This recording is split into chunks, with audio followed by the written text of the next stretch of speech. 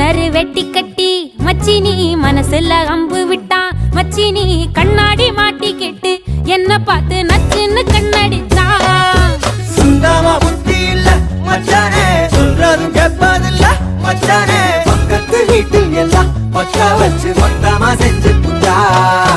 வாழ்க்கைய கெடுத்துட்டங்க மச்சானே, வந்தது அழுதிடுவா மச்சானே. ஏதாச்சும் பேச போனா உன் தங்கச்சி எட்ட ஓடி